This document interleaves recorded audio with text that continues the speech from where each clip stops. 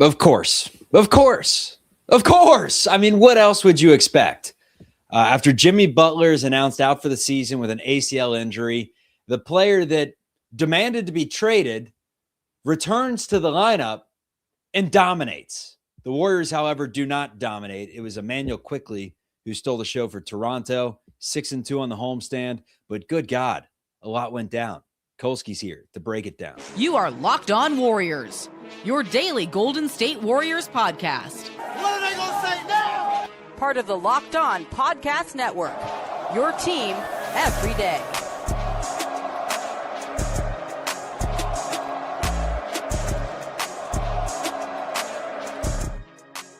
What's going on, everyone? Welcome to the Locked On Warriors, part of the Locked On Podcast Network, your team every day. Now the number one sports podcast network out there. Thank you for making us the number one sports podcast network out there. My name's Charlie Walter, bringing you Dubs content Monday through Friday, live after the games. You can catch us on YouTube and wherever you get your audio podcast. Final score, 145-127. The Raptors come in and drop the Warriors to 6-2 on their 8-game homestand. Overall, great.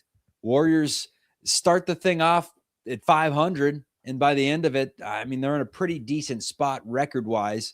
However, you lose one of the best 25 players in the NBA to an ACL, Jimmy Butler. It was confirmed last night right after we did the show. Shams broke it. Of course he did, before MRIs and everything at about midnight Pacific. And now this is life. So we'll talk about the Raptors game. We'll get into Jonathan Kuminga returning to the lineup and scoring 20 points in 21 minutes. What life with Jimmy Butler, without Jimmy Butler, rather, is going to look like, and what is next for this team. Do we say the unthinkable? We're going to have to say it on the show, obviously, as a hypothetical, and Kolsky will debate the reasons why it would or would not make sense. Start me off with this, Kolsky. I was actually in the sauna. Getting a nice 20-minute sweat in, and I was watching the game. I was a minute or two in, and my phone overheated. Silly me. And it comes back to life. Warriors are down 18. I didn't go back and crunch the tape. I didn't think it was worth it. Can you fill me in at least what happened there? Because that was kind of the story of the game. Like, the Raptors went up huge early. The Warriors tried to make a push with Buddy and Kaminga, and it just wasn't enough. Yeah, I mean, nothing interesting happened other than the Raptors having the best shooting night of their season. The Warriors, we talked about this last night. The Warriors don't have scorers. They don't have enough scoring without Jimmy Butler or Jonathan Kuminga. And Jonathan Kuminga played 4.5 minutes in the first half. They were down 20. And who knows what would have happened? Just like the whole season, just like the last few years, who knows what would have happened if there wasn't a weird bias against that guy? As far as like what the beginning of the game looked like, a couple of missed Warriors shots, a bunch of Raptors shots that usually don't going in. And Steph wasn't great tonight. That's probably another reality of life without Jimmy, is Steph's pretty much got to be great for them to win against a good team anyway. And the Raptors are a good team. And I would also say, like, you're throwing 4-guard lineups out there and getting abused by Scotty Barnes. Like, I don't know what you expect. The guy had 20 rebounds the last time you saw him. And you got guys who are 6'4" trying to deal with him. It's very frustrating to watch.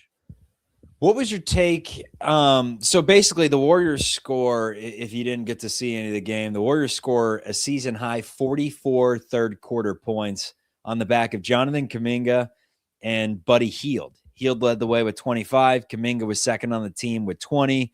Both those dudes played, Kaminga 21, and then Buddy Hield 19 minutes in the game. Buddy was just sizzling there for a few minutes. He ends up going 7 of 8 from the field, 6 of 6 from 3, 5 of 5 from the charity stripe. Both those guys plus in the plus minus today. So good game for two dudes that have really not been in the lineup. And we saw the first of Leon's today for the Warriors. He played 2 minutes. I didn't even know he was on the team. I think he might have got. I think he actually got a you, minute the other night. But that was. But what did you think with Kerr not going back to Curry when they cut it down to 10 with about 5 minutes to go in the fourth quarter? Momentum was on the Warriors' side, and he decides to stick it out with Spencer and the crew that was in there. Fair or foul? Everything about the way this game was coached was foul. Every single thing. Repulsive is a word I think I would use for this. I mean, the announcers had it. He left that group out there for like 15 straight minutes. They brought him all the way back. And who knows what would have happened if you had put anybody else in the game who hadn't been playing for 12 or 15 straight minutes. Like, they died on the vine, exhausted. A group of reserves that had brought you back when you threw in the white flag. I mixed metaphors there. Threw in the towel, waved the white flag at 5 minutes into the third quarter. Here's another fun stat for you from tonight. I'm furious, so I apologize. The third quarter, Chuck, was the Warriors' highest scoring quarter of the season. 44 points in that third quarter. Do you know how many points they had halfway through the quarter when Jonathan Kuminga entered the game? 13? That's right. Good. Really? Guess. 13 points. Dude, I should work at a carnival and guess what? Wow. You should do that. But that means they scored 31 points with Kaminga and Buddy in that 6-minute stretch. And you've been trying to sell me for how long that this guy cannot help you? Like, I'm sorry, man. It's so bad. It's such bad coaching. It's bad franchise management. And it's also just wrong, like morally wrong, what they have done with this Kaminga situation. There's no excuse for it. And to suggest, look, man, coaches like some players better than other players, but show me one other situation in the history of the league where a young player who has proven over and over again that he's a capable scorer is not just asked to do different things, not just given a reduced role, but straight up DNP'd for a team that desperately needs the things that he has proven he can do. And now, when you, like, any idiot could have told you would need Jonathan Kuminga tonight. Any moron off the street could have told you that. You play him 4.5 minutes in the first half while you fall down into a pit that you can't recover from, and then you leave him on the bench in the third quarter again till you're down 30. And then there are going to be these Steve Kerr stands saying, well, see, Kaminga turned it over when they finally got close after he's been on the floor for 15 straight minutes. It's a travesty, man.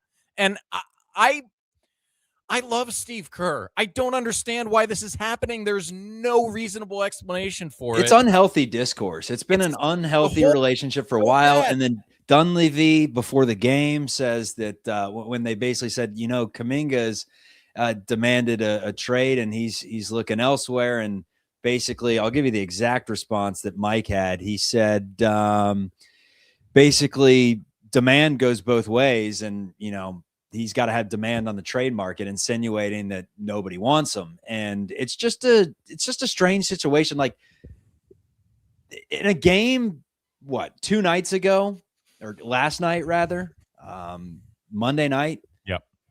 You're up big over the Miami Heat. There's 2 minutes left in the game. And we see LJ Cryer getting minutes and no Jonathan Kuminga, to where it's straight punishment at that point. You're not even giving him run. It has nothing to do with him helping you or not helping you.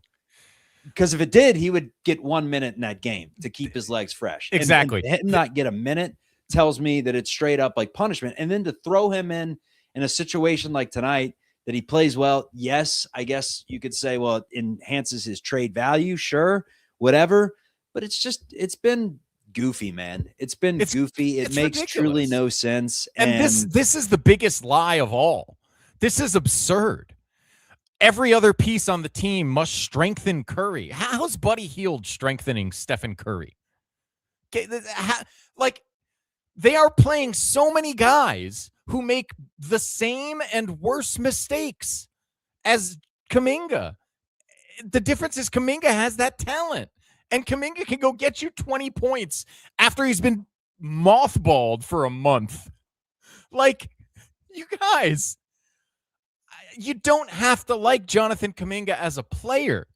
But if you are going to sit here and try to make the argument that he can't help this team, you're either an idiot or a liar. There's no other option. I'm sorry. That's it. Those are the only options. That's it. And this comment from O'Brien, Kerr waved the white flag when he subbed in JK. Absolutely. He knew he was out of choices and he's got to do something, right? He either has to get JK back in the good graces of other teams to where he becomes a viable option for a trade, or they have to figure out something to where he can take Jimmy Butler's role and give this team a shot to make somewhat of a push, because we both have the same sentiment. Without Jimmy Butler, I think even with Jonathan Kuminga playing as well as he did tonight, this team is going nowhere. They're going nowhere. Probably not. Probably Cancun. not. That's probably right. But it doesn't change that there should be a cohesion and an intelligence about your process. And from the jump, the entire process surrounding the way Jonathan Kuminga's entire career has been handled has had no rhyme or reason to it. Because, again, they've had, like, at every turn, they've made a baffling decision. It was baffling 3 years ago when he didn't play over guys like Anthony Lamb. It was baffling 2 years ago when he was playing great and Steve Kerr was looking for reasons to put him back on the bench. And when he got hurt, that was the best reason there possibly could be. It was crazy when he didn't play down the stretch and in the playoffs last year, all of a sudden. It was crazy when he got DNP'd a bunch of times this year. It was crazy when you signed him again in the offseason if your coach was going to handle it this way. Like, it's just, you have to have some sort of plan with a young player, particularly one like Kaminga, who came in as a super talent who clearly needed NBA minutes to develop. And there's just never been any cohesive plan to it whatsoever. There just hasn't been. And, like, you know, this is the situation you ended up in, and the way you handled this asset, forget the player. As an asset, they have mismanaged it into the toilet. And that is one of the reasons you can't be as good as you want to be with Steph Curry in his final 2-3 seasons. It's because of how poorly you've handled this. All right, let's get into what life looks like without Jimmy Butler this year and next. Mike Dunleavy gave his thoughts on the potential of using his contract as a trade asset this trade deadline or before this trade deadline. We'll give you that answer. It's coming up on Locked On Warriors. And, buddy, stop trying to dribble the ball. Today's episode is brought to you by Quo. New year, new systems. This is the time when a lot of us look at the messier parts of how we run our businesses and think there has to be a better way, right? Truly, there has to be. And there is. Streamlining your communications is one of the quickest upgrades you can make. That's why today's episode is brought to you by Quo, spelled Q-U-O, the smarter way to run your business communications. Because when your team is reachable, organized, and communicating in one place, you're not just working cleaner, you're creating more opportunities to connect with customers. Your whole team can text and call from one shared business number, so nothing will get missed. Everyone sees the full conversation thread, which makes replies faster and personal. It works right from your phone or computer, so you can keep your existing number, and Quo's smart AI tools automatically will log calls, summarize conversations, and highlight next steps, so details never slip through the crack. That's why it's the #1 rated business phone system on G2, trusted by more than 90,000 businesses, from solo operators to growing teams. Make this the year where no opportunity and no customer slips away. Try Quo for free, plus get 20% off your first 6 months when you go to quo.com/LockedOnNBA. That's QUO.com/LockedOnNBA. Quo, no missed calls, no missed customers. All right, so take this with a grain of sea salt. because the last time Mike Dunleavy was asked about a trade, essentially, was maybe not the last, but the one that sticks out is Jordan Poole. And he said Jordan Poole's going nowhere. And I think 72 hours later, 96 hours later, Jordan Poole was out. Chris Paul was coming back. But Mike Dunleavy was asked about Jimmy Butler using that contract in some form of a trade to make this current iteration of the Warriors better. And he said, I don't think so. Like, we're going to look at Jimmy coming back next year as the spark that we got last year.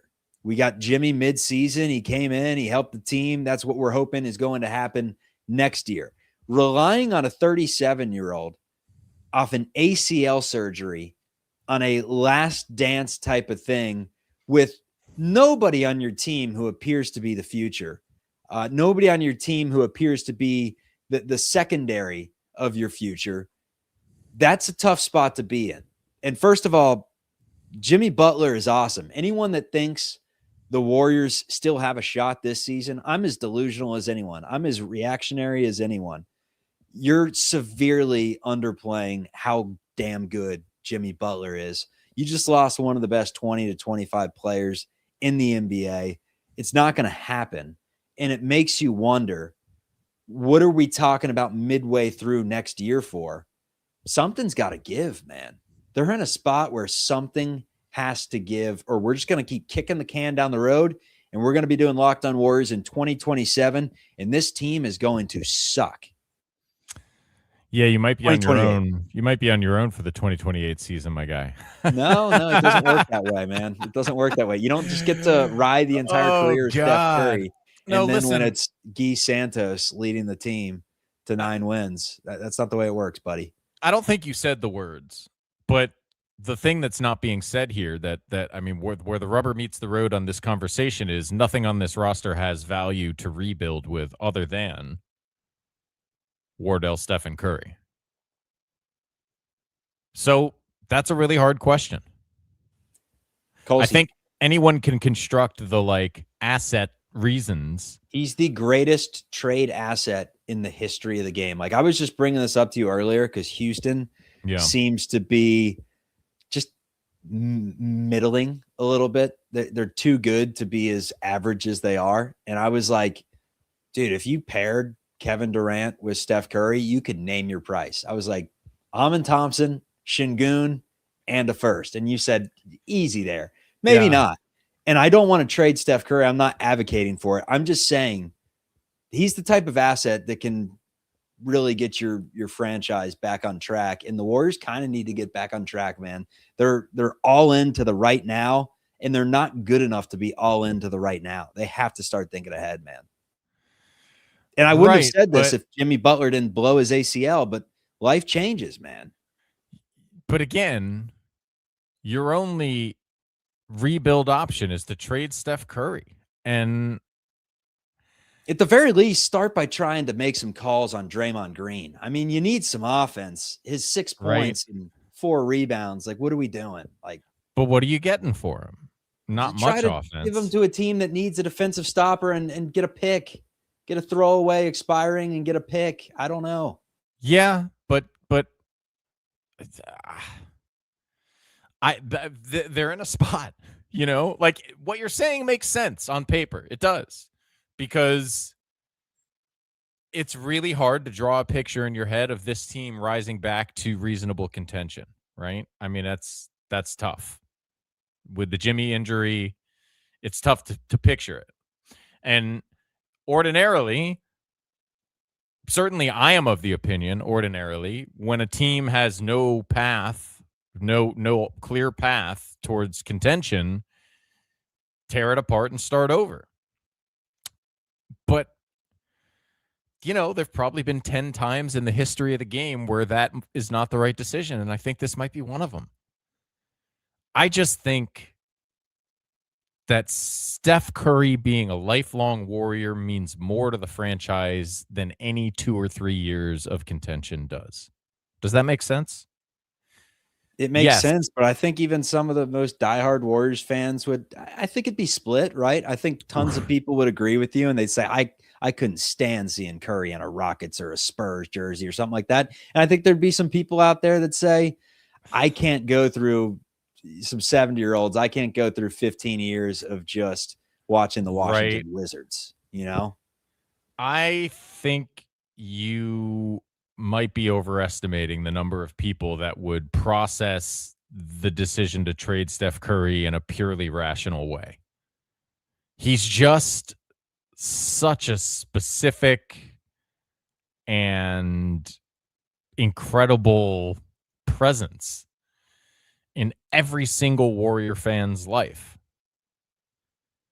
There is a whole generation of Bay Area sports fans who love basketball because of this guy.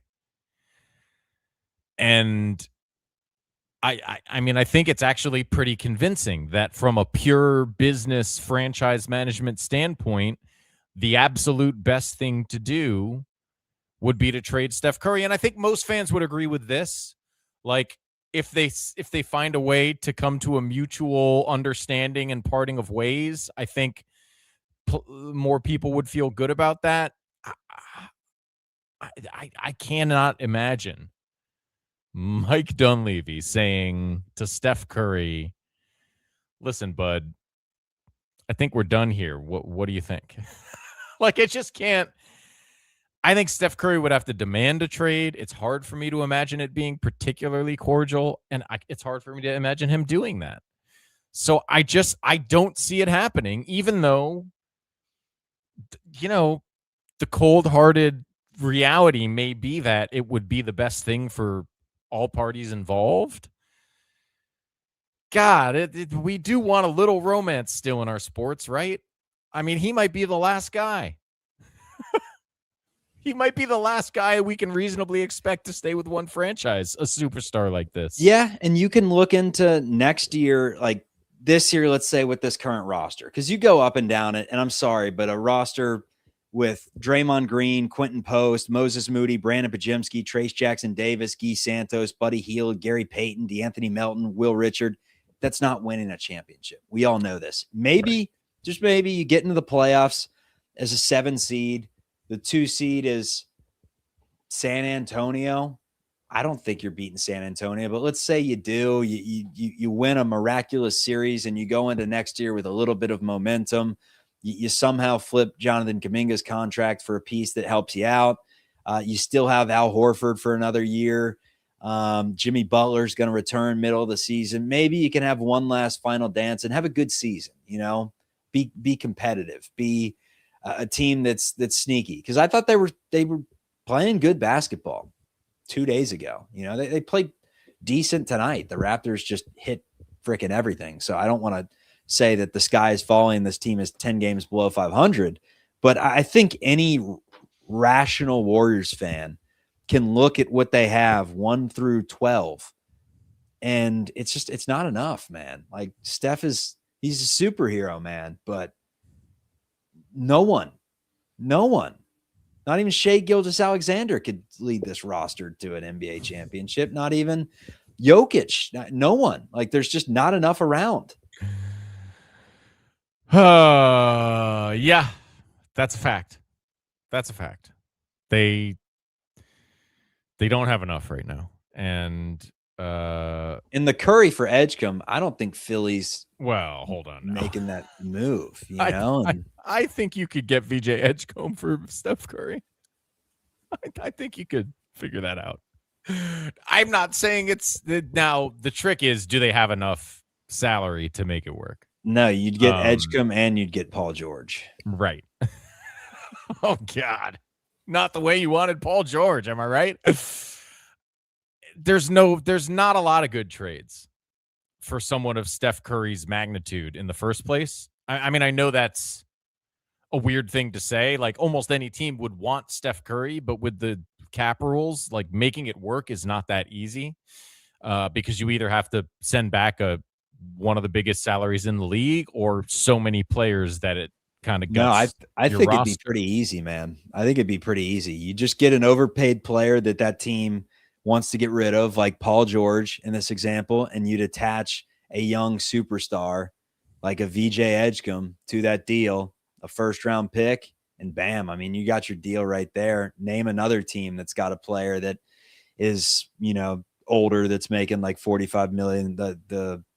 The Mavericks with, AD's not an expiring, but you're going to trade Curry for Anthony Davis? no, I'm just talking about you'd have to get a young asset, and their only young asset is Cooper Flagg, who they're not going to give you. So I'm using them as an example, just saying they're players that make a ton of money, Chuck, is that you could get as a filler. I don't think there are. There's not very many, and that's the problem. There's not very many $40+ million players that teams are just looking to unload. I'm checking salaries. Go on, though. Well, I mean, that's the problem. It is like, if you're trading Steph Curry away, what you really want, look, VJ Edgecombe is great. He's a rookie, and he has already proven he's very good. But what you really want is picks. Ideally, picks that would be good. Zach LaVine's making $47 million. No, that's not happening. Yeah, but first of all, you can't trade Steph Curry to Sacramento. Second of all, you wouldn't have to. How many more years on LaVine's deal? A player option next year. That'd be a disaster. So and what assets would you want from Sacramento? Like, hey, we'll give Sacramento you Devin draft Carter picks. and Saric. No picks. You don't want anything they already have. You want picks from them. You don't want anything from them. You're kind of right, though. I'm going up and down the list. It's hard. It's just hard to find that guy. Even Paul George at $51 million this year, with 2 more years at 54 and 56, you're going to have to add money to that to get to Steph Curry's contract. So, and again, you don't want Paul George. You don't want Zach LaVine. So the team has to also include a bunch of first-round draft picks. And, both for emotional and logistical reasons, I can't imagine a trade involving Steph Curry. I can imagine him maybe signing for a year or two after this contract somewhere else to shoot threes and try to win. But so even that, I don't know, man. What do you do? It's a great question, because stay still. You keep all your picks intact. You try to be competitive like the many other teams in this league. There are plenty of teams. I don't think the Raptors seriously believe they're going to compete for an NBA championship, although they're decently pesky. But let's go up and down the standings of teams that aren't going to make moves, that probably aren't going to compete for NBA championships this year. You got the Miami Heat in there that are 23-21. You have the Clippers are kind of red hot, to be honest with you. But there are a few teams out there, that you don't really feel like are going to compete for an NBA championship, but are going to accept it. And the Heat at least have some young talent. Khalil Ware is getting better. Jaquez is getting better. The Warriors are in a precarious spot where they're the only team that you can point to that would basically just be having kind of a victory lap, the Steph Curry show. Let's have a good time. Let's enjoy the remaining years of his contract. And we're not going to compete, and we're not really going to get a look at our future, especially if Jonathan Kuminga is not a part of it. Truly, maybe you get a look at some of your role players moving forward, but I don't think anyone thinks at this point Podziemski is going to be Jalen Brunson. I don't. No. But I didn't think Jalen Brunson was going to be Jalen Brunson. I don't think anybody did.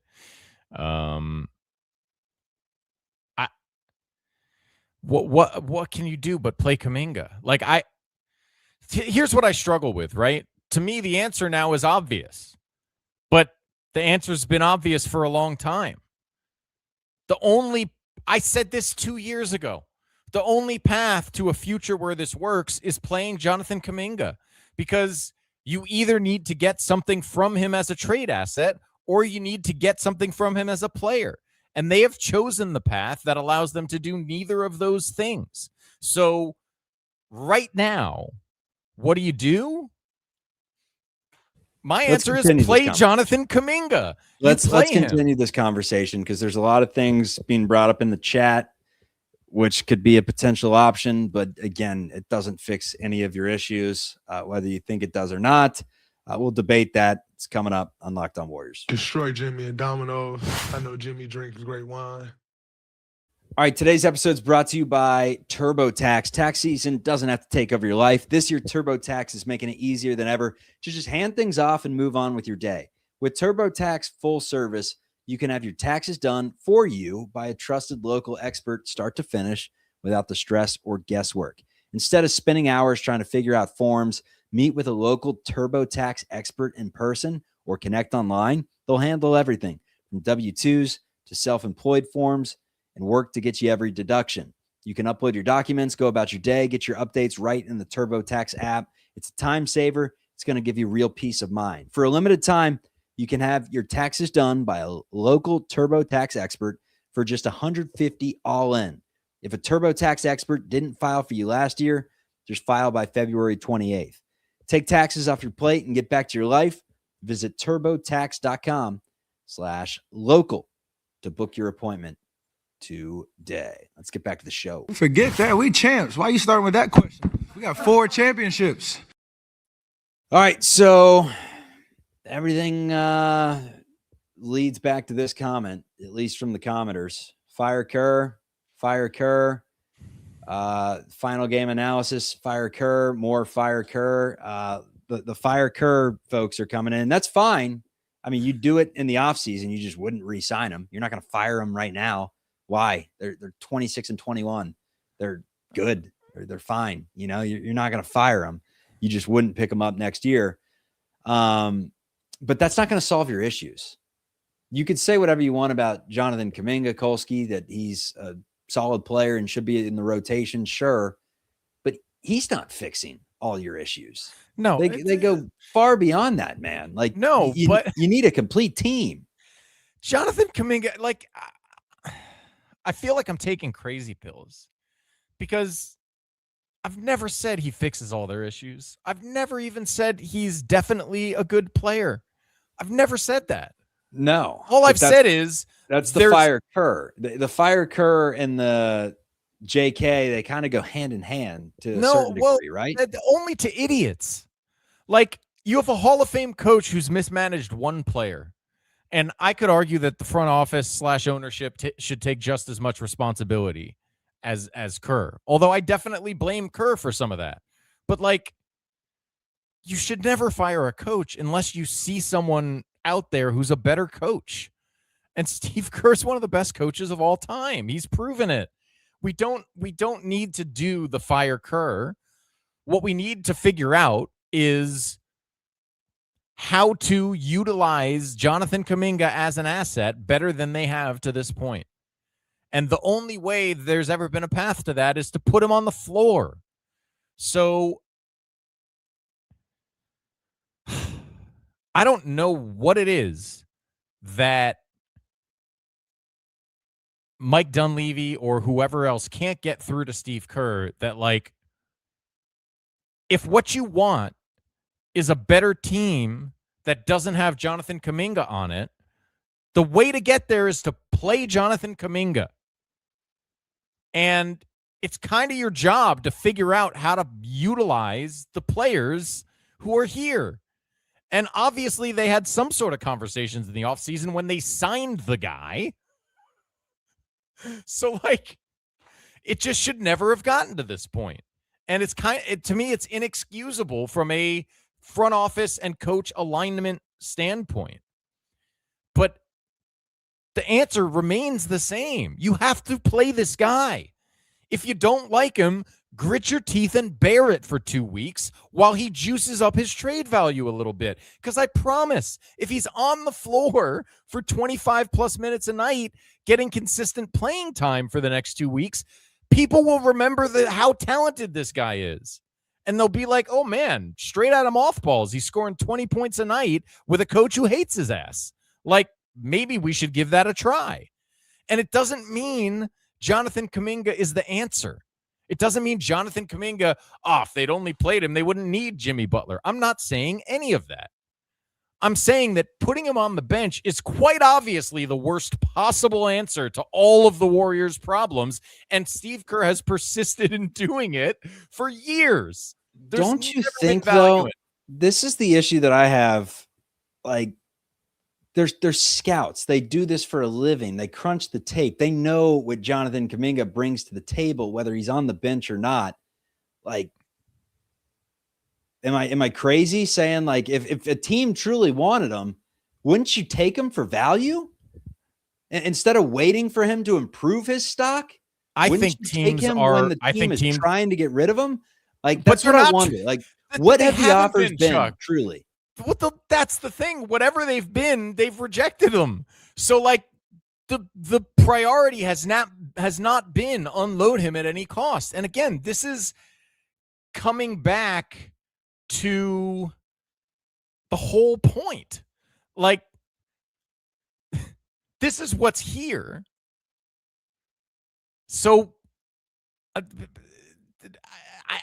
anyone who believes that like Pat Spencer and Guy Santos put you on a better path towards victory because of some mysterious fit issues with Jonathan Kuminga, like that's never been believable, you guys. It's always been complete nonsense. Just like it was complete nonsense with Anthony Lamb, and I'm sick of having the conversation about it. Do other teams want the guy at value? Yeah, probably. So they're lowballing the Warriors because they know the Warriors are over a barrel.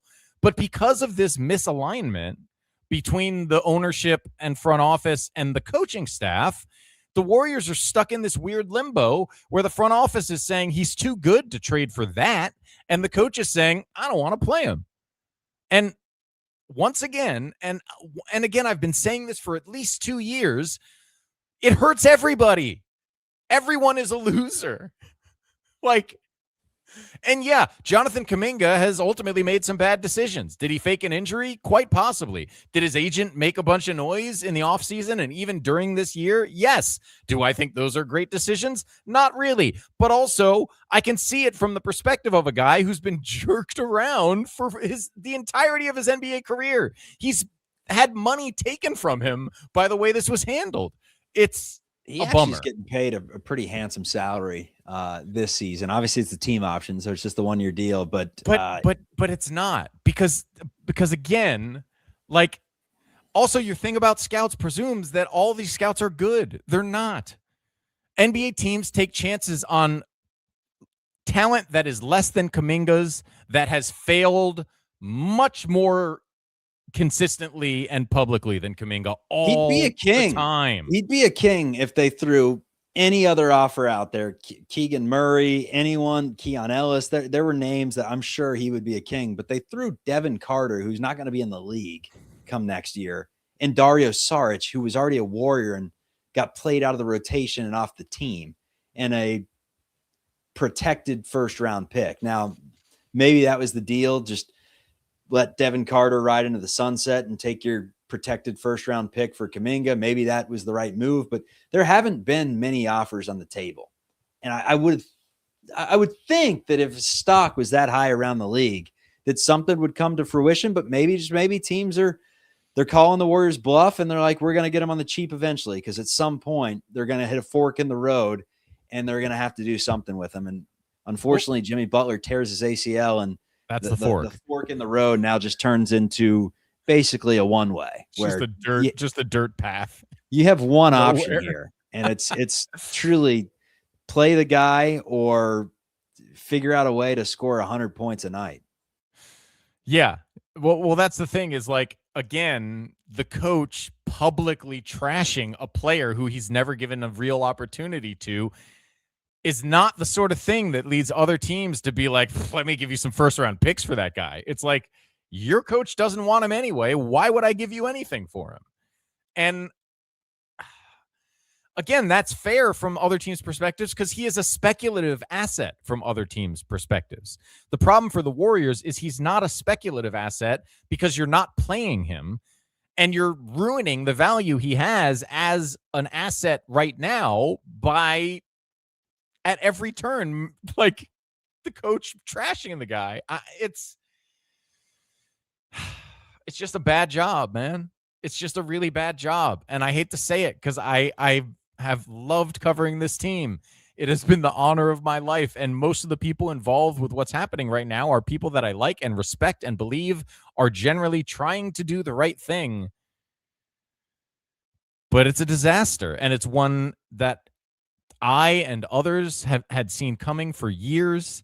And it's as if at every possible opportunity to turn away from the edge of the cliff, the Warriors steer the car right back towards off the cliff. It's bizarre. What do you think our buddy Cyrus is doing tonight? Think he's talking about Guy Santos? That's from Love, a place of love. Yeah. There's no sense trying to predict that. It could be anything, but at the end of the day, Steve Kerr though said that Jonathan Kuminga wants to be a part of the rotation and wants to play for the Warriors right now. Of course he does. He's a competitor. He wants to play basketball. Can this be smoothed over? That's got to be a conversation for another day this week. That's the big thing. Like, can this be smoothed over? The guy's faked an injury. Steve Kerr's jerked him around. He's been in and out of the rotation. He didn't play. I think the exact date was, I wrote it down, December 18th. December 18th was the last time that Jonathan Kuminga played. I know there were some injuries in there, whatever, but for at least 3 weeks, he's been rotting away on the bench. Now, the counter argument, the Warriors have done some winning lately. Still, there is garbage time. There is ways to keep him fresh for when the moment comes where he may need to play some minutes. And the moment has come. And again, like the playoffs last season, he kind of didn't skip a beat in terms of scoring. But again, this goes back to Pods, Moody, and Kaminga. You could say this is who Kaminga is every night, but this isn't who Kaminga is every night. Like, he has games where he shows incredible flashes like tonight, and then he'll have just as many games where it's like he's not good. So yeah, I mean, I don't agree with that, full stop. But also, fair? even if that were totally true, just like there are not that many players in the history of the game that would have developed well under the circumstances he's been under. And fair. I don't know. Some people don't want to buy that, but like, yeah, he's not Steph Curry or Kobe Bryant or Kevin Garnett or, you know, the guys who were organization proof. But we may never know what he could have been because no one tried. And that's the part. That's the part that doesn't make sense and to me is just not excusable. That you had plenty of good opportunities to give this guy the chance to be the player you want him to be by giving him consistent playing time and helping him work on his game. But instead, you do things like the chat is doing, and you throw him out after he's been mothballed for 3 weeks, and people are complaining about his ball handling. He hasn't dribbled in an NBA game in a month. His ball handling, it might be a little rusty, you guys. Like, the bottom line is there's no question that the player we saw tonight is so talented that there's no reason he shouldn't have been a part of the rotation all year long. That's it. There's really no argument for the other side. It's not a reasonable position to take. If you want to say, hey, Jonathan Kuminga is not the answer. Jonathan Kuminga is never going to be an all-star. Jonathan Kuminga is not an ideal winning player. He's not an ideal player for this system. All that stuff. If that's all fair, you might be right. Maybe you'll end up being wrong. Who knows? But what's not fair is to suggest that that dude isn't good enough to warrant some minutes. It's just not true. Kolsky, for a team that went 6-2 on a homestand, we did a lot of bickering tonight, but I think it's all justifiable. This is I couldn't believe it last night when I got the Butler news. I struggled to sleep, to be honest. I woke up like 3 times in the middle of the night, and I'm like, Jimmy, please, Jimmy. Just be a nightmare. I mean, this sucks, man. This sucks. I thought he also was just such a thought fun the team was presence. kind of hitting stride. And here's the deal. Giannis tonight said, when they asked him, do you think you're going to finish the year on the team? He said, I don't know. I mean, maybe they do flip that Butler contract and, throw enough picks Milwaukee's way to where they're just like, you know what, screw it. We'll get Jimmy back next year. We're going to be tanking next year anyways. We're going to have like 5 really nice picks in a couple of years. But at the same time, if the Warriors are throwing them picks and Giannis is on the Warriors for the foreseeable future, they're probably not going to be top 5 picks. So I don't know. Well, the Bucks are pretty bad with Giannis and nobody else. So I think even if you trade Giannis to the Warriors, you could still feel pretty good about the picks in the post-Steph Curry era. When is the post-Steph Curry era, though? Yeah, I mean, yeah, but that 2030 pick sure looks good. And even 2028, like, who knows, man? Guys get hurt, right? The question... Milwaukee, here's the thing. Yeah. Because he would have to request a trade to the Bay Area. That's right. Just factual, or else the Warriors aren't going to have the deal because any other team out there has a young player and picks to throw their way. But let's say he does request a trade to the Bay Area. He wants to play with Steph. He knows that Jimmy's out. He's the new Robin. Hell, he may be the new Batman. There may be 2 Batmans on the team. They cloned each other, and they're just doing that Spider-Man meme where they're pointing at each other. Yeah, they're both Batman. I'm Batman. Where is he? But like if he were to come out to San Francisco and 3 picks are to go the other way, the Bucks are going to be in the same position with Jimmy Butler being hurt or not. In fact, they may take Jimmy Butler in that situation because they're more likely to lose games on accident. I think without him out there. I mean, the Bucks are not good. They'd have to take Butler, record right? For Milwaukee right now is 18-24. They're not even in the play-in. They're not catching Atlanta, I don't think. No. Maybe Chicago, but best case scenario, they go up against Cleveland in the play-in and they get their asses beat. So that's not the craziest thing in the world. But again, Giannis would have to request a trade to the Bay Area, and the smoke that surrounded that seemed to have fizzled out in like 2020. Yeah, but the Knicks didn't want him. I mean, I think his list is getting short because I don't think the Spurs would trade for him. The Rockets are an interesting one too. But yeah, I mean, it's a long shot, but I would certainly be making those calls, and I'm sure they are. Chat, no one's blaming Jonathan Kuminga for losses. No, but actually what's crazy is people are. Well, and the same people that are from the opposite side that are blaming Pajimski for every loss. It's a team sport. Well, it's not on Kaminga. It's on Jimmy Butler, one of the best players in the NBA, getting hurt. It changes the complexion of your team when you're swapping out Jimmy Butler for Jonathan Kuminga. It's not just tonight, though, right? It's one of the insane lies that some fans have bought is, well, Jonathan Kuminga, they don't win when he plays. Look at the record with Jonathan Kuminga. But you guys, you're the same people that are telling me he's no good. So why isn't it the good players' fault when they lose? Like, oh, Jonathan Kuminga's ball handling is terrible. He turned it over, twice tonight? Draymond's turning it over 4 times a game all year long. Like, again, no one is arguing Jonathan Kuminga's perfect. The question is, should he be sitting in mothballs collecting dust at the end of the bench? And the obvious answer is no. So, man, that's it's where we are. It's where we are. Life comes at you fast, man. Sure does. 24 hours ago, I was thinking maybe it's an MCL. And here I am talking about potentially trading Steph Curry for VJ Edgecombe. I don't sign off on that. I'm just saying that they're going to have some serious talks about the direction of the franchise.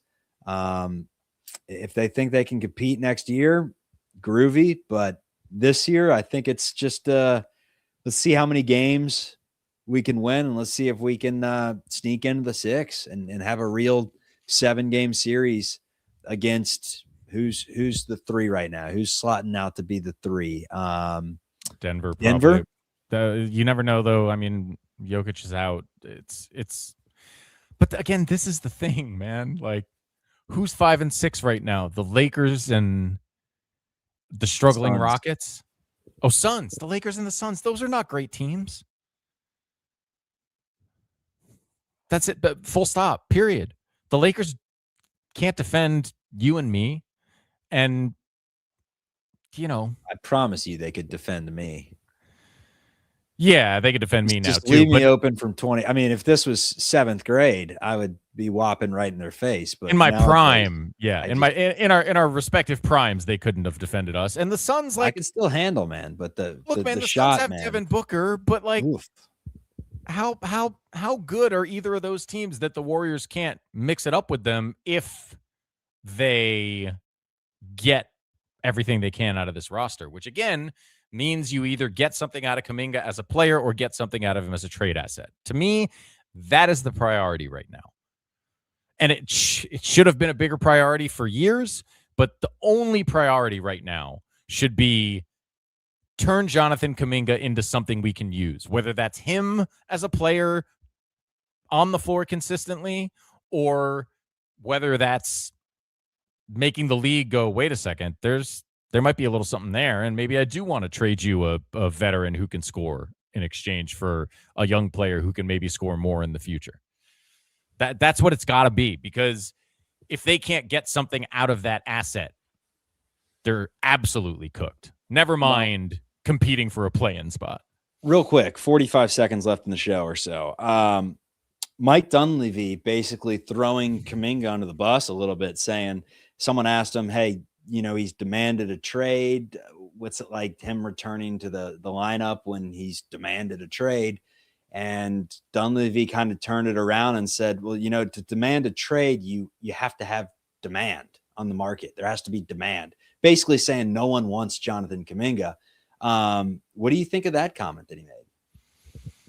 Don't know if he meant to say it that way, but that's how it kind of came across. I think what he thought he was saying is not what came out, but I don't know what else I can say about it. You can't trade a guy for no one. Other than at every single turn, everyone involved seems to do the dumbest possible thing. So, I don't know what the point of that was. There's no value in what he said out loud. And the obvious right answer to that question is he's on the team. He played well tonight. Of course, he's on the floor.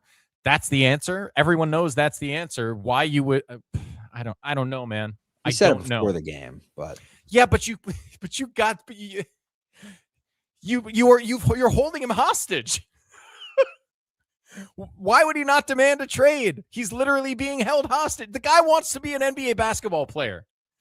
You signed him for $24.5 million because you couldn't possibly trade him for the meager offers that you got, and he's not playing at all. I can't imagine the frustration for Kaminga himself. I cannot imagine. And yeah, I can sit here and say that it's a petty decision to fake an injury, but I can't say I would be better behaved than Jonathan Kuminga because I would absolutely be worse behaved.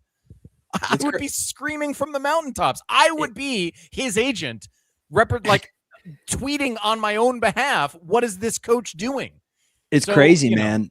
It's crazy because he's making the same amount of money as Aaron Gordon, 30 minutes per game type of guy, Kyle Kuzma, 25 minutes per game type of guy, Dylan Brooks, 30 minutes per game type of guy, Naz Reid, Vucevic, Cam Johnson, Norman Powell, Jared Allen, Pirtle, Hart, Harrison Barnes.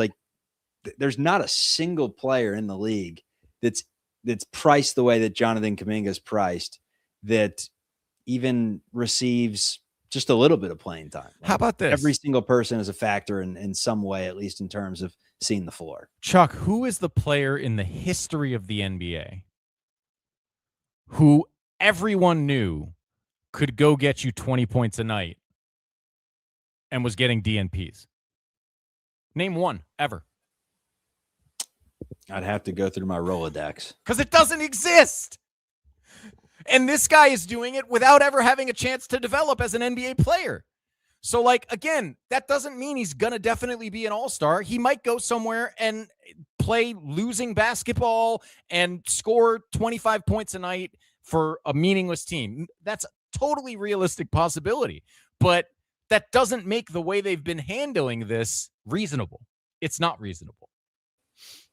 I've had enough of you tonight, Kolsky. I hear Not in that, a man. bad I've way. had enough of me. I genuinely have had enough of Dubs talk for the night.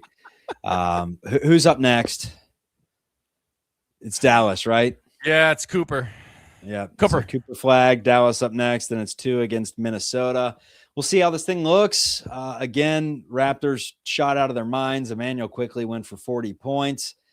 You don't want to say season's over from one game, but with an ACL tear to Jimmy Butler and just looking up and down the roster, maybe not season's over, but championship expectations, if there were any, the slim expectations you had, those have to realistically be over. So what are we playing for? That's the question. Locked On Warriors, part of the Locked On Podcast Network, your team every day. Just play him, please. Just play Jonathan Kuminga so he can get out of here. Happy Lunar New Year. We'll be See ya. done. Oy, oy, oy.